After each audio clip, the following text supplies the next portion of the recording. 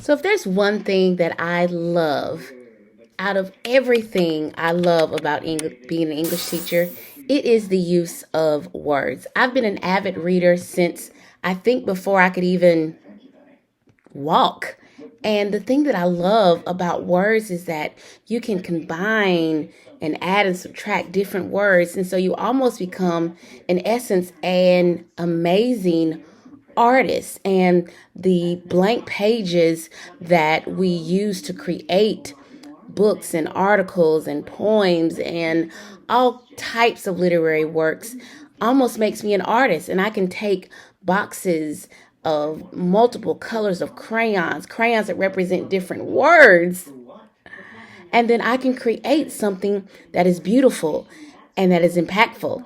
And that is what Boss Standard number 4 is all about, how we take words and impact meaning and tone. So let's get started.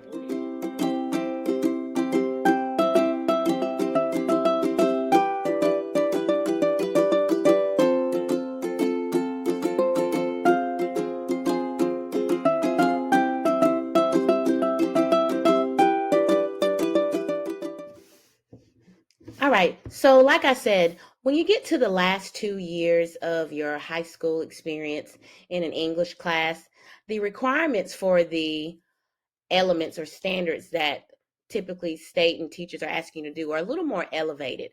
So, while you probably used to using your context clues to determine word meaning, once you get to your last 2 years of high school, I, we not only want you to determine the word meaning, now we want you to analyze what that word means in context to the content of what you just read and to the content of the overall meaning of the text. Then we also want you to look at nuances, allusions, and analogies and figure out why the author deliberately used those. And then also see if you can find multiple meanings of the words. So there are a lot of skills in this boss standard that you are using in order to analyze word choice for impact. And it goes so much further than just using your context clues to determine a word meaning. So let's look at the boss standard as a whole. Determine the meaning of words and phrases as they are used in the text. That's part one. Notice the semicolon right there. So that's the first thing this standard is expecting you to be able to do. Then it wants you to analyze the impact of specific word choices. So it's not talking about all the word choices. It's just speaking to a set select few, and analyze that mean tag on the meaning of what you just read and the tone of what you just read, and then also the text in its entirety. And they also want you to consider words that have multiple meanings and language which within the text that is particularly engaging. So that engaging means beautiful or fresh or inventive or creative. So let's look at the break it down. So of course, determine the meaning of words and phrases as they're used in the text. That's basic context clues, guys. We know how to do that. This is where this standard is elevating your critical thinking and your thought process. I want you to be able to analyze the impact of the specific word choices. So, what impact does the phrase beautiful, bountiful, beast, what impact does those specific word choices have on what? On the meaning and the tone of the text, on the meaning of the paragraph, on the meaning of the section, on the meaning of the central idea or theme, and then the tone of the text. Also consider what little small change would happen if we changed one word. If the author has a certain tone, which we know is the attitude or feeling an author has about a subject, if an author has a accusatory tone, then what is the impact of those accusatory words on the meaning or the central idea of the text, and therefore the impact or the meaning on the reader? So when we break this standard down, determine the meaning of words. That means we're using our context clues. We're using some denotation and connotation of the words. Remember, denotation is the dictionary meaning. Connotation is the feelings associated with the word. And cool way to remember this is denotation is dictionary, connotation, consider the feelings. Next, we want to analyze the impact. How do specific words influence or even change our interpretation of the text? And we're analyzing the impact of those specific words based on the meaning, the purpose, interpretation, central idea, theme of the paragraph, of the section, of the entire text, of the central idea, and also tone. And then how do words make things fresh and beautiful and engaging? So the first thing we're going to do is we're going to analyze the impact. How do those specific words influence or even change the text? How do they make the text brighter, make the text better? Then we want to analyze the impact on the tone. So what do we think the tone of the text is? Okay, that's the author's feelings or attitude. So what type of tone do you sense? What words really bring that tone or impact that tone for you as a reader? And then we want to talk about the meaning. We want to analyze the impact on the meaning.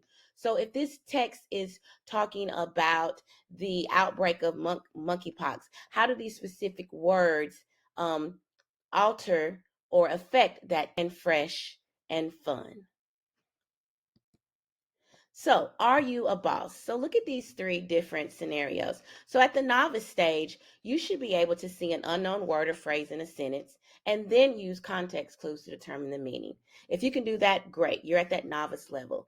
You should also be able to see an unknown word or phrase in a sentence and be able to determine its denotative, connotative, figurative, or nuanced meaning. So, you should be able to see the word heart in a sentence and know that it has denotative, connotative, figurative, and nuanced meaning because the word heart has all of that. Now, are you an all-star? So an all-star means you have all of the novice plus you're going to examine and evaluate the impact that specific words or phrases have on the meaning and the tone of the text. So how did those specific words have an impact on this section? How did the specific words have an impact on the tone? Did using these words all of a sudden shift the tone, or did it basically keep the tone that the author had set in line and in pace for the rest of the text? Or are you a boss?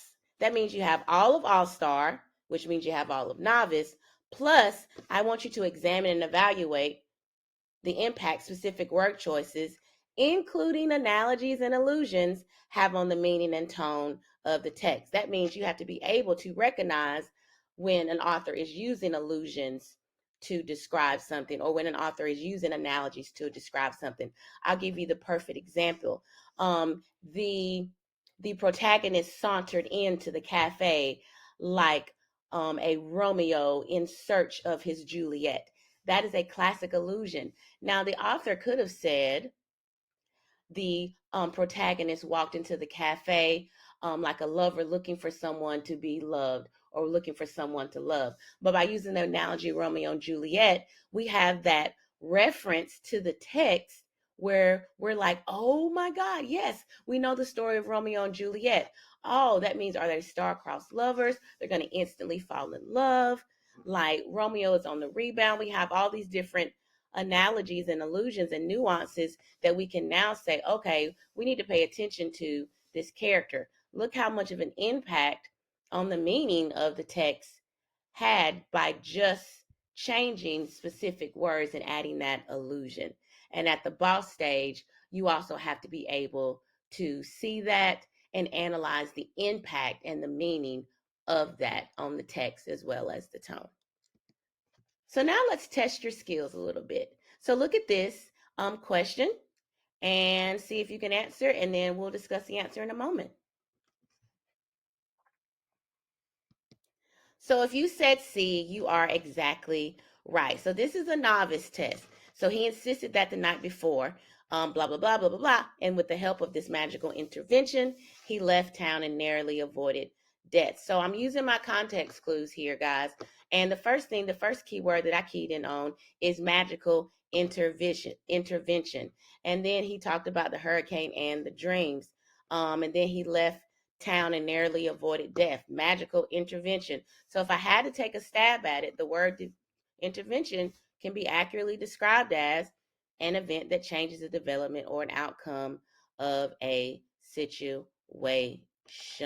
Without even knowing what intervention means, I focused on magical, the fact that the events prior to that were about a hurricane and he left town and narrowly avoided death. Magical means something that is outside of the norm or reality. So C is the right answer. So now let's go to the all-star level. So go ahead and read this from The Table's Turn by Williams Wordsworth, and we'll talk about the answers to these two questions.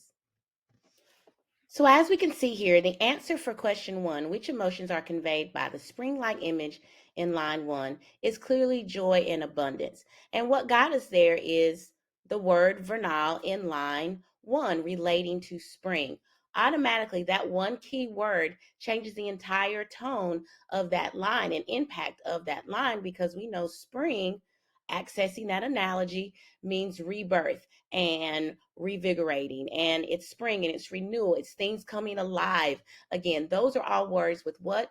Positive connotations. So therefore the answer could not be sorrow and despair, and it could not be confusion and fear. It had to be joy and abundance. And then as we look at question 2, which two abstract ideas are personified or giving human qualities in these stanzas, we look at the keyword personified. We know personified is when we give inanimate objects or things human qualities. So the first one, of course, we latch on is nature. Nature is capitalized and it's not the first word of the sentence. So we know there nature has a name. It's a actual person. So nature is easy. So we're left with two choices: B, good in nature, or D, nature and intellect. And then we actually put on intellect. Sweet is the Lord which nature brings, our meddling intellect. Intellect cannot meddle unless it has human qualities, unless it is actually a human, because only humans can meddle. So then the answer is D, nature and intellect. Let's do one more, and then we're going to get out of here. The last one, also from The Table's Turn by Williams Wordsworth. Go ahead and check this one out and see what you can come up with.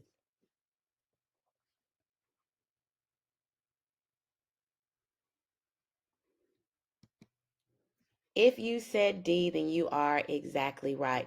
Of course, it would not be A. A is actually the opposite of what Williams Wordsworth is making. And if you notice, he uses words like meddling intellect. Meddling is has a negative connotation. When I consider the word meddling, the feeling I get is negative. So I know that it's not going to be A, because education is the key to a happy and successful life. Wordsworth is actually saying the opposite of that.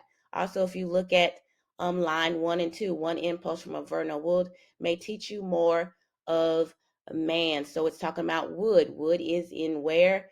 Nature. Nature can teach you.